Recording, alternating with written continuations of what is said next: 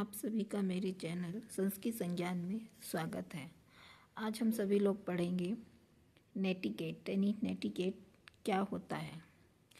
School, college, दफ्तर, घर, समाज और हर जगह पर व्यवहार करने के लिए नियम तय होते हैं। ये नियम शिष्टाचार कहलाए जाते हैं।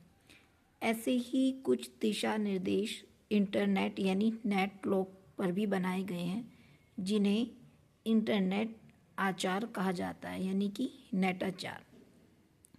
तो शिष्टाचार समाज में सही और गलत व्यवहार की व्याख्या करते हैं। ठीक इसी प्रकार इंटरनेट पर भी उचित आचरण के लिए कुछ नियम, दिशा निर्देश इत्यादि का पालन किया जाता है, जिन्हें नेटाचार कहा जाता है। यानी कहने का तात्पर्य है कि जो नियम हम अपने व्यावहारिक जीवन में करते हैं, किसी से प्रत्यक्ष रूप से मिलने पर कुछ ऐसे ही नियमों का पालन हमें इंटरनेट के द्वारा भी करना पड़ता है। क्योंकि हम जब किसी को ईमेल करते हैं तो उसमें हम सम्मान सूचक शब्दों का प्रयोग करते हैं, जैसे रेस्पेक्ट इत्यादि शब्दों का, रिगार्ड्स इत्यादि शब्दों का। अब हम जानेंगे कि नेटाचार का पूरा नाम क्या है। नेट एटिक्यूट अथवा इंटरनेट एटिक्यूट्स यह ऑनलाइन व्यवहार के नियमों का संकलन है। सभी नेटिजन के लिए समान रूप से लागू होता है, तो यह नेटाचार कहलाता है। यानी कि जो हम इंटरनेट के माध्यम से जो भी आचार व्यवहार करते हैं वही नेटाचार है। अगला टॉपिक है, इसमें हम नेटिकेट के प्रकार। सबसे पहला है बेसिस, सेंडिंग, थर्ड है रिप्लाइंग और फोर्थ है कॉन्फिडेंटली। बेसिक यानी कि बेसिक नेटाचार में वे सभी नियम आते हैं जिनका पालन हम इंटरनेट के अलावा भी करते हैं, जैसे मदद करें, संयमित रहें, उपलब्ध जानकारी देख लें, एक बार गूगल कर लें, FAQs पढ़ें। अर्थात FAQs मतलब ये होता है कि जो भी हमने उत्पाद या सेवा आदि के बारे में कुछ शंका होती है तो उससे रिलेटेड कुछ क्वेश्चंस किए जाते हैं और उनका जवाब वापस से आता है, तो यह FAQs होता है। मानक भाषा यानी उचित शब्दों का प्रयोग करें, सम्मान करें। और तीसरा आपका 8वां पॉइंट है कृतज्ञ बने और 9वां पॉइंट है लघु रूप नियम। यानी कि आजकल ये सबसे बड़ा एक विडंबना की विषय है कि हम जो भी बात कहना चाहते हैं शॉर्टकट में कहते हैं, लेकिन सभी शॉर्टकट सभी को मालूम नहीं होते, जिससे कई बार अर्थ का अनर्थ निकल जाता है। इसीलिए हमें जो भी लघु रूप लिखें वो पहले हम जान लें कि वो कितना पॉपुलर है।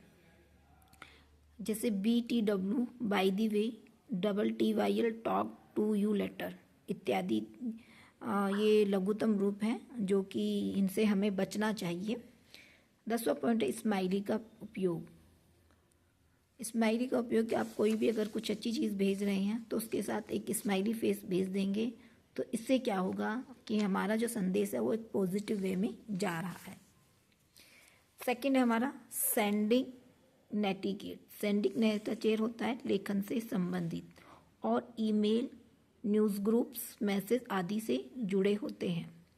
इसमें क्या होता है कि हम अपने संदेश भेजते हैं और संदेश कैसा होना चाहिए, छोटा होना चाहिए और मुख्य मुख्य बातों का उसमें उल्लेख होना चाहिए। ज़्यादा बड़ा संदेश नहीं लिखना चाहिए, शीर्षक स्पष्ट रूप से होना चाहिए। और अगर बहुत सारे लोगों को भेज रहे हैं तो CC या BCC में भेजना चाहिए। इससे क्या होता है, समय की बचत भी होती है और सामने वाले व्यक्ति को सूचना भी समय पर प्राप्त हो जाती है। थर्ड है रिप्लाइंग नेटिकेट्स, यानी कि उसका जवाब देना। ईमेल का धुंध देने से संबंधित सही आचरण के बारे में बताते हैं, लेकिन इन्हें आप वेब फॉर्म, कमेंट, सवाल जवाब मंच आदि के लिए भी अपना सकते हैं। तो जो भी हमने सेंडिंग किए थे उनका रिप्लाई आता है और किस तरह से रिप्लाई करना चाहिए, ये सारी चीज़ें आप यहाँ से देख लीजिएगा।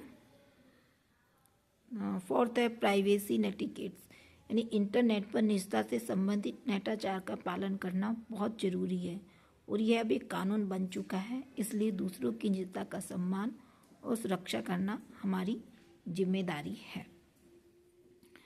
तो कहने का ये कि हम कई बार इंटरनेट पे वो सारी चीज़ें शो करते हैं जो करनी नहीं चाहिए, और अपने फ़ोटो या फिर जो भी अपनी सारी और अन्य महत्वपूर्ण चीज़ें हैं उन सबको हमको सभी के लिए ओपन नहीं करना चाहिए, उन्हीं चीज़ों को ओपन करना चाहिए जो लगता है कि आवश्यक है। और नेक्स्ट क्वेश्चन है ऑनलाइन चर्चा के लिए नेटिकेट युक्तियाँ। तो कौन कौन सी हैं ये बताते हैं। उचित भाषा का प्रयोग करें, सटीक होना, इमोटिकॉन्स और टेक्स्टिंग लेखन से बचें, व्याख्यात्मक हो। और नेक्स्ट है इसमें पॉइंट, सबमिट करने से पहले सभी टिप्पणियों को पढ़ें, अपनी भाषा को टोन करें, विविधता को पहचानें और उसका सम्मान करें, अपने मिजाज पर नियंत्रण रखें। तो आज हमने नेटिकेट पढ़ा और आपके पेपर में ये इस टाइप के क्वेश्चंस आएंगे कि नेटिकेट है। जब नेटिकेट आएगा तो हमें उसके डेफिनेशन बताते हुए और उसके प्रकार भी बताने हैं और किस तरह से इनका जीवन में उपयोग है और किन युक्तियों के माध्यम से हम इसका अधिक से अधिक उपयोग कर सकते हैं। तो आज के लिए इतना, धन्यवाद।